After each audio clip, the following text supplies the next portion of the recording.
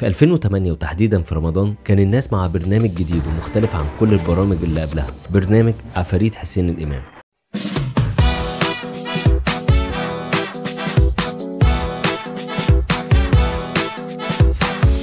حسين الإمام واحد من عيلة فنية مهمة، أبوه هو المخرج الكبير حسن الإمام اللي قدم روائع زي ثلاثية نجيب محفوظ والخرساء وشفيقة القبطية وخلي بالك من زوزو. فلما أعرف أنت مين على طول أعرف عايز إيه. خدت بالك؟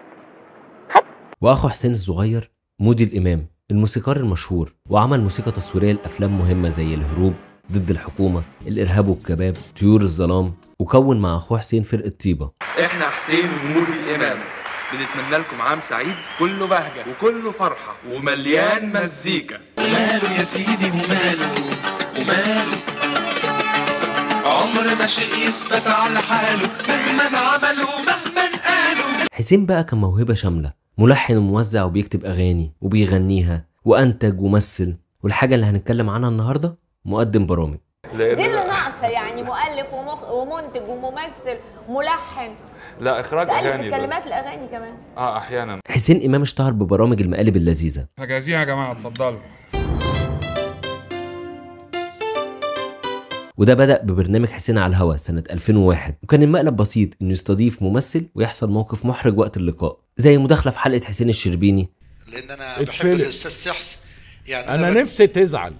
لا بجد عارف أنا مهمتي إن أنا أزعلك. أو عرض شيء يستفز النجم زي تمثيل وحش لفيلم رد قلبي في وجود مريم فخر الدين. علي انجي مالك يا علي؟ سيبك منه. حاضر. انت جعانة؟ شعبان. تعالي نضرب 2 كشري روش صح. خدوا الافلام القديمه كلها واحرقوها بجاز. والحلقه دي اللي عرفت الناس ببدرية طلبة الشهيره وقتها بمديحة حاتم، حدائق القبة القاهره، وحلقات كتير عجبت الناس. ونجح البرنامج عشان السنه اللي بعدها بيعمل حسين في الاستوديو.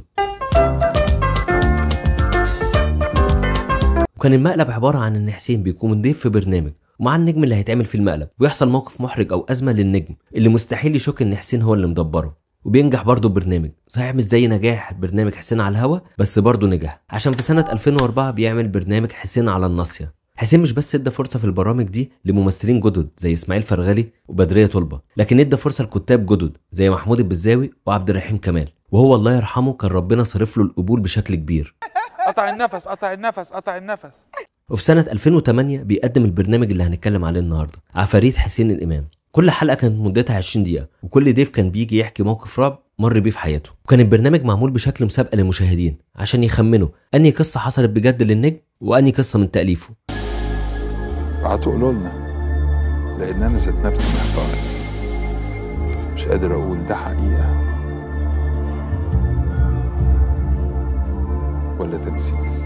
وفكره مشاركه الجمهور في التلفزيون بالشكل ده كانت حاجه جديده عن الناس، وتحس انها زي فكره الحلقات اللي على اليوتيوب لما اليوتيوبر يطلب من الناس تشاركوا في التعليقات. حسين الإمام كان بيسمع القصه من النجم زي كل الجمهور، وبيسالهم اسئله عشان يحاول يتاكد من صدق القصه، زي انه يرجع يسال في تفصيله اتقالت من الاول، ويشوف كلام النجم هيتغير او هيلقلق في حاجه، عشان حسين يساعد الجمهور انهم يعرفوا القصه حقيقيه ولا من خيال النجم. قال لي تعالى وباصص لك في عينيك ولا انا اترعشت. جو فوازير بس بطعم الرعب. البرنامج كان معمول باجواء تبهرك ويدخلك في المود، زي اضاءه ضعيفه مخيفه، موسيقى تصويريه مرعبه. لا في نفس اليوم في نفس الساعه بعد اسبوع هجيلك. وحتى طريقه الكادرات والملابس اللي النجم بيلبسها كانت تدخلك في المود وكانك في فيلم رعب حقيقي. وده خلى ناس كتير تشوف ان البرنامج وقتها قدر يعمل اللي افلام رعب مصريه فشلت تعمله.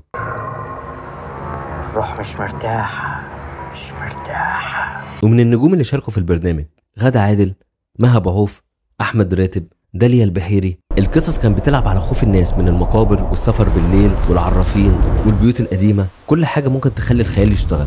ولما اتسال حسين إمام بعد البرنامج قال لهم في قصص منها حقيقيه، في قصص عالميه خدناها وقدمناها بشكل مصري. واتبسط ان البرنامج نجح قوي، وقال انها تجربه جديده على التلفزيون المصري. وبرنامج نجح جدا، وفي ناس بيرجعوا يشوفوا الحلقات لحد النهارده على اليوتيوب. بعض الحواديت دي بحقيقي حصلت للنجوم، وشويه التانيين بيمثلوها عليكم. بس كده، قولوا لي في التعليقات شفتوا البرنامج زمان ولا بتشوفوه دلوقتي؟ وايه اكتر حلقه صدقتوها؟ ولو حابين اعمل حلقه عن اشهر قصه في البرنامج ونقعد نحكيها مع بعض اكتبوا لي في التعليقات. وما تنساش تعمل الحلقه لايك وشير عشان توصل لكل الناس. ولو انت وصلت لحد هنا الف شكر، ولحد ما نتقابل تاني خليك فاكر، مع ووتوبيا حكاوي الفن ما بتنتهيش.